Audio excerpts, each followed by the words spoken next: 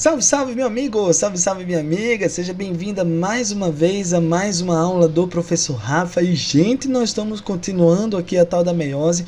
Vamos entrar agora na meiose 2, hein? Estamos prestes a fechar essa brincadeira sobre meiose. Vamos conversar sobre os estágios da meiose 2 e fazer um resumão de como a meiose funciona. Eu sei que você gosta desse resumo, eu sei que você curte. Então, quer pegar mais sobre essa informação? Vamos juntos depois da vinheta.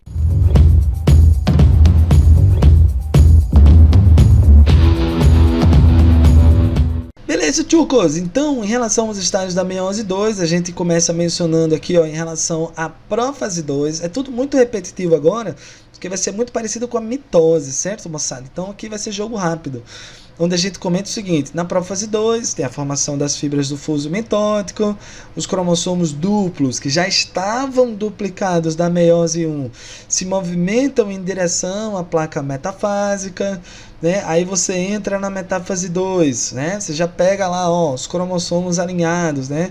Os cromossomos duplos agora estão alinhados na placa metafásica. E devido ao crossover que a gente havia observado na meiose 1, as cromátides de um mesmo cromossomo duplo não são mais idênticas. Então, olha só, essa cromátide desse lado aqui não é mais idêntica a essa. Sabe por quê, tchutchucos? Porque um pedacinho dessa cromátide vermelha veio bater aqui, ó, no seu cromossomo homólogo.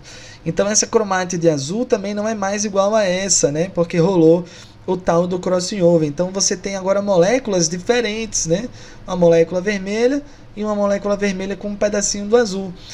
Isso é legal para variabilidade genética, né? Então cada cromossomo está ligado aos microtúbulos de polos opostos. Então, mais uma vez, ó, esse cromossomo está ligado às duas fibras do fuso dos dois lados simultaneamente. Você já imagina o que vai acontecer, né? Na próxima fase, que é a anáfase 2. Na anáfase 2, a gente tem o encurtamento das fibras do fuso, né? A duplicação do centrômero e a separação agora, ó, das cromátides irmãs para os polos opostos da célula. A gente vai fazer uma comparação no futuro, gente, mas eu queria que você percebesse uma coisa muito importante. Na meiose 1, na prófase 1, tem crossover. Na meiose 2, a prófase 1 não tem crossover. Na metáfase 1, os cromossomos estão pareados. Na metáfase 2, os cromossomos estão alinhados. E na anáfase 1, quem se separam são os cromossomos homólogos. E na anáfase 2, quem se separam são as cromátides irmãs. Esses são os detalhes que a gente precisa conhecer para diferenciar um tipo de meiose da outra, né? Meiose 1 da meiose 2. Tá? E aí, no fim das contas, você vai ter a telófase 2 e a citocinese, que é basicamente a mesma coisa que a gente já viu, onde a carioteca volta a se formar, os cromossomos simples voltam a se descondensar. Você vai ter, portanto, a formação de 4 células haploides. A gente já comentou sobre isso. A célula haploide é aquela que apresenta um cromossomo de cada tipo, né? Então veja aqui, ó, essa célula tem um cromossomo grandão, um cromossomo médio e um cromossomo pichototinho. Um grandão, um médio e um pichototinho. Aqui também, ó, um cromossomo grandão, um de porte médio e um pequenininho. Um grandão, um de porte médio e um pequenininho. Então são 4 células haploides, onde cada uma vai apresentar apenas um cromossomo de cada tipo, certo? E por último, cada uma dessas 4 células é geneticamente distinta da célula original, seja porque a célula original era diploide e essas são haploides, ou seja por causa do lance do crossover. Então isso é muito legal para variabilidade genética. Aí você pergunta: Rafa, o que essas células haploides vão fazer da vida? Cara, isso depende do organismo. Tem organismo que essa célula haploide que vem da meiose é um indivíduo adulto, os organismos unicelulares. Essa meiose, a gente chama ela de meiose inicial, também chamada de meiose zigótica. Tá? Tem indivíduos que essa célula haploide é um esporo, que vai participar do processo reprodutivo de plantas, vai participar do processo reprodutivo de fungos. É a meiose chamada meiose espórica, onde a célula haploide vai ter função reprodutiva em relação aos esporos. Ou até mesmo essas células haploides serão gametas, que irão fecundar com outros gametas durante lá o processo de reprodução sexuada de animais e plantas, e até mesmo de algas, né, que também acabam produzindo gametas por meiose. Esse tipo de meiose é chamado, portanto, de meiose gamética. Então, o que essa célula haploide vai fazer da vida depende do organismo. No nosso caso, essa célula haploide ela funciona como um gameta.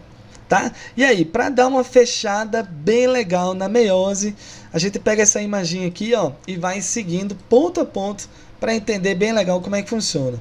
Olha a célula no início, a célula interfase G1. Um cromossomo vermelho, um cromossomo azul, passou pela interfase S e duplicou. Agora você tem 2 cromossomos duplicados. Esses cromossomos, gente, essa célula vai entrar em divisão, vai entrar em meiose 1, né? E você chega na prófase 1. Ó. A prófase 1 tem leptóteno, você tem o início da separação dos centríolos, né? O início da migração desses centríolos para cada um dos polos, né? No zigóteno você vai ter a formação do fuso, o fuso mitótico que vai acontecer no futuro, e já um emparelhamento dos cromossomos, né? Já começa a formar os pares, né? Em algum momento depois do zigóteno você chega ao paquíteno. No paquíteno você já consegue observar aquelas tétrades, aquele bivalente. É no paquíteno também que ocorre o crossing over. Legal, moçada? Aí eu passo para o diplóteno. Diplóteno, a região que rolou o crossing over permanece em formato de X. Aí você tem o... Ah, moleque, você tem quiasma, cara. Quiasma. Quiasma, tchutchucos, já representa esse cromossomo em formato de X aqui, ó, após o crossing over, após o paquíteno. E por último, a diacinésia, quando a membrana se desfragmenta e esses cromossomos dão uma leve separadinha, terminalizando aquele lance dos quiasmas que a gente estava mencionando há pouco tempo, tá? Terminou a prófase 1, tchutchus, aí lá vamos nós, ó, metáfase 1. Na metáfase 1, o lance da terminação dos quiasmas, mas principalmente, ó, o pareamento dos cromossomos homólogos. Tá legal? Quando eu chego na anáfase 1, você tem a separação desses cromossomos homólogos. Eles antes estavam formando uma dupla, agora eles se separaram, um para cada lado da célula. Depois da anáfase, você tem a telófase, onde eu vou dividir as duas células, lembrando que cada célula agora é haploide. Rafa, a célula do começo era diploide? Era, porque ela tinha 2 cromossomos do mesmo tipo. Agora, tchutchucos, ela só tem um cromossomo de cada tipo. Então, essas células que estão se formando aqui, elas já são consideradas células haploides, né?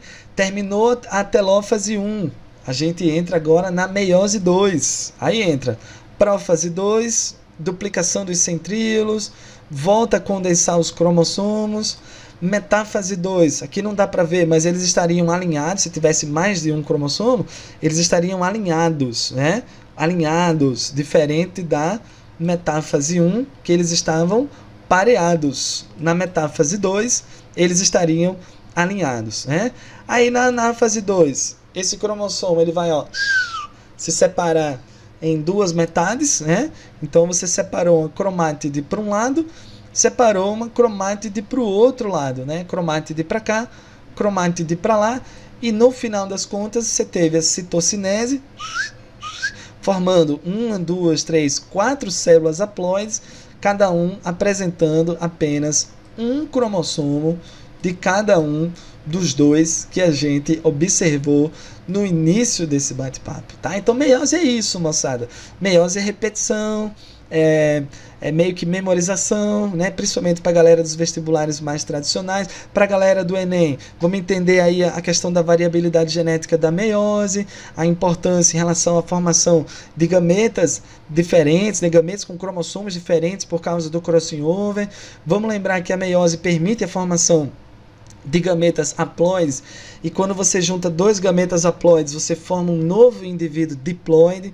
Então você garante que ao longo das gerações, mesmo que você esteja fusão de células, você tenha a manutenção da quantidade de cromossomos dessa espécie. Eu sou diploide, produz um gameta haploide, a mulher é diploide, produz também gameta haploide. Os dois se unem, a próxima geração é diploide, sacou?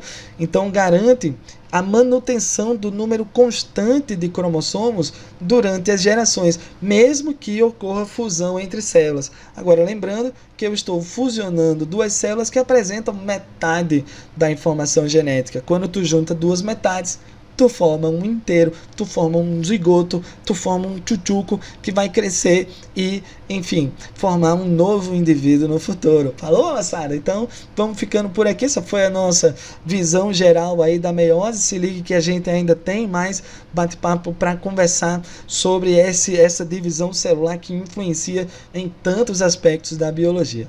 Beleza, tchucos? Então, vamos ficando por aqui. Grande abraço, até a próxima!